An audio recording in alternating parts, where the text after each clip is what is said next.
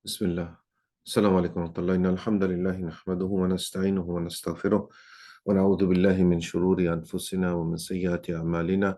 من يهده الله فلا مضل له ومن يضلل فلا هادي له، وأشهد أن لا إله إلا الله وحده لا شريك له، وأشهد أن محمدا عبده ورسوله. أما بعد، فإن أصدق الحديث كتاب الله تعالى، وخير الهدي هدي محمد صلى الله عليه وسلم، وشر الأمور محدثاتها، وكل محدثة بدعة، وكل بدعة ضلالة، وكل ضلالة في النار.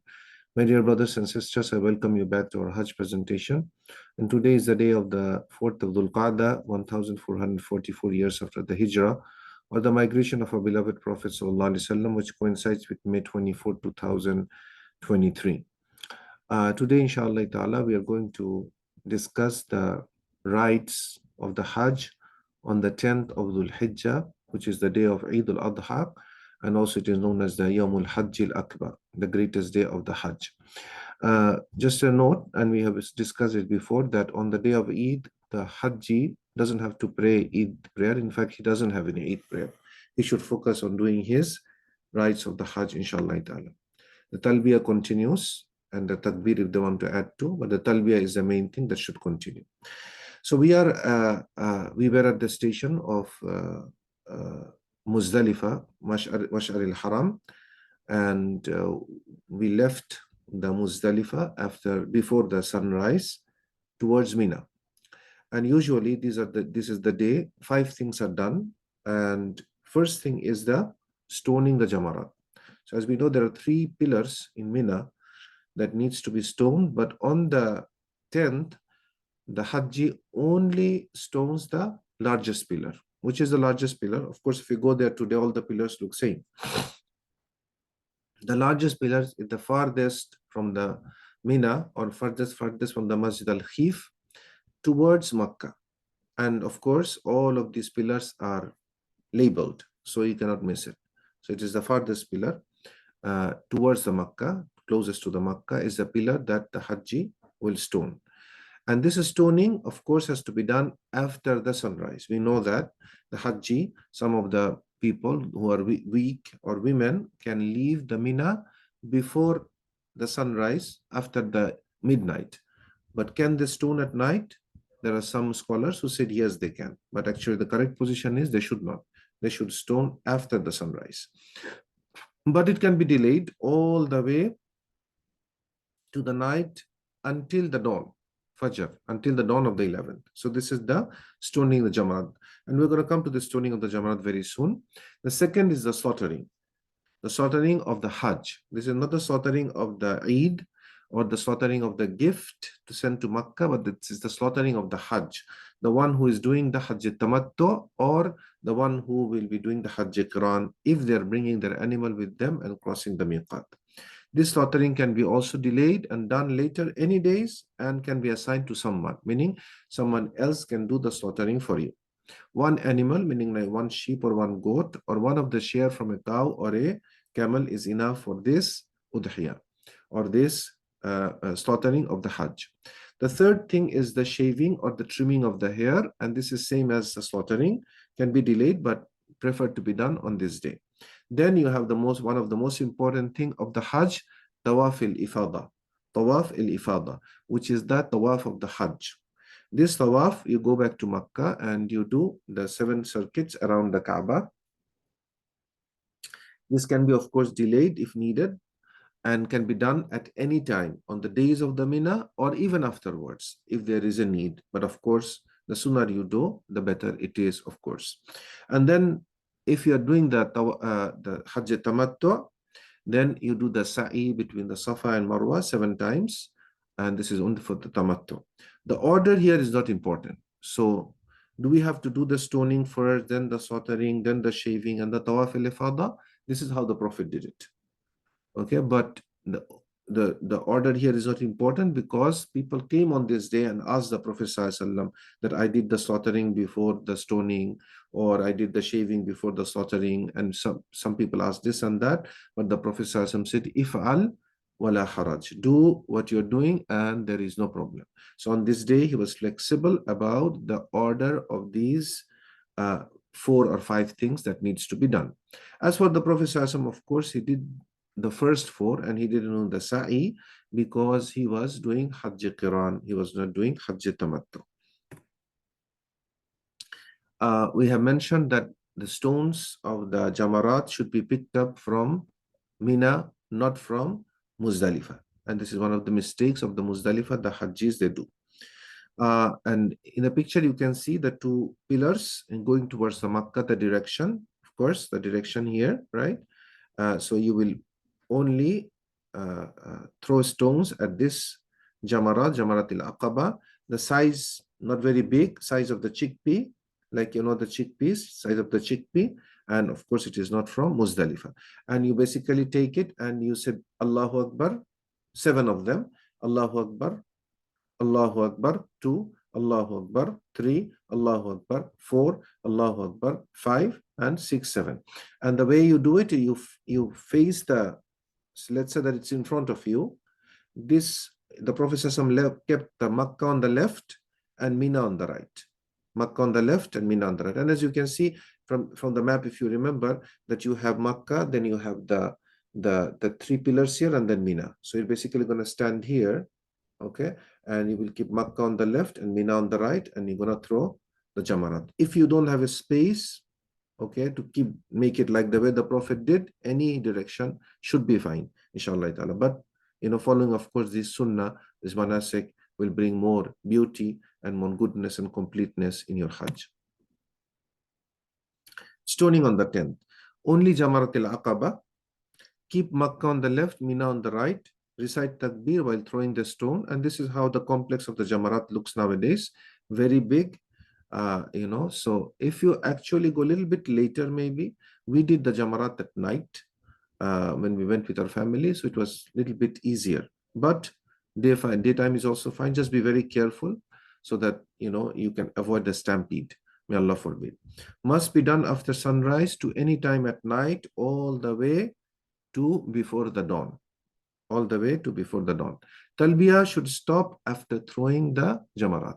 So labbaik Allahumma labbaik that we have been saying from the time we declared the state of the Ihram of the Hajj, it continues all the way until the Jamarat.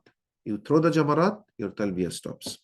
There is no Eid namaz for the Hajjis. There is no Jum'ah prayer for the Hajjis. So let's say it is the day of Yawmul Jum'ah.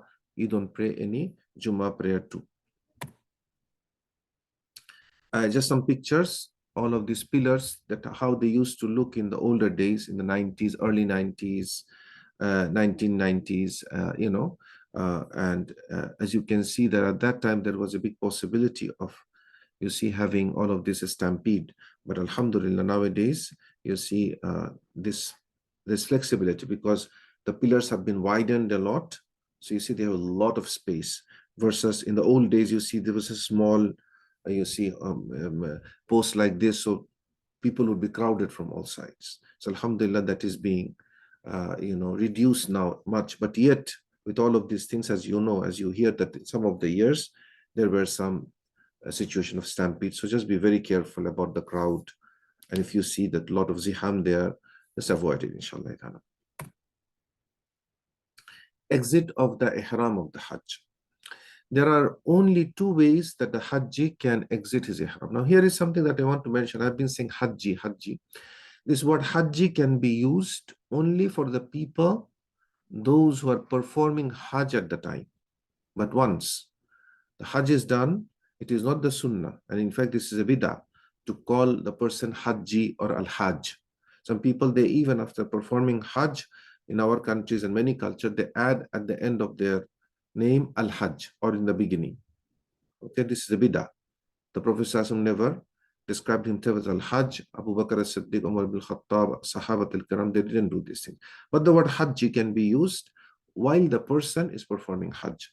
So just, you know, a pointer over here. Anyway, there is only 2 ways you can exit the Ihram of the Hajj. First is the conditional exit. The conditional exit happens with the Jamarat on the 10th. Once the person stones the biggest pillar, of course his talbiyah stops and he exits, meaning like all of the things becomes halal for him for example, he can take off his clothes and wear normal clothes. He can cover his head. He can wear perfume. She can wear, her niqab, tie her niqab, and she can wear her gloves. Everything becomes halal. They can, they can, they can hunt, but they will not be able to hunt if they are in the haram. Not because they are in ihram, but because they are in haram. Okay, but anyway, all of the rules of the ihram is lifted, meaning they will exit the ihram except the relationship. That they cannot do until they do the permanent exit. And the permanent exit happens with Tawaf Al-Ifaadah. Tawaf Al-Ifaadah. So here we need some clarification. If the Hajji, he did the Jamarat only. He went from Muzdalifah and he did the Jamarat only. His talbiyah stops, okay, and he temporarily exits from the, not, he conditionally exits from the ihram. What do you mean by conditional? Meaning all of the conditions are lifted except one, which is the relationship. This is the after Jamarat. But if the Hajji, and the permanent exit will happen until he does the, or she does the Tawaf Al-Ifaadah. Once they finish the Tawaf Al-Ifaadah, all of the obligations or all of the condition of the ihram is lifted from them. And also, if the Hajji has performed only the Ifaadah, and that is the only thing that he or she has done on the 10th, they will exit everything, because Tawaf Al-Ifaadah by itself, permanent exit. Why don't have to do Jamarat? Because Jamarat is not a precondition for Ifaadah. If you do Tawaf Al-Ifaadah, you permanently exit. But you didn't do Jamarat, that's okay. All what happens now is your talbiyah continues until you throw the Jamarat. But you can be out of your ihram, and all of the things which were haram for you becomes halal, but provided, just make sure that you are still in the haram, the holy sanctuary. So you have to follow the rules of the holy sanctuary. And this is one of the reasons I discussed the issue of the 3 boundaries. So always we'll keep that in mind, inshallah, and we'll not lose track.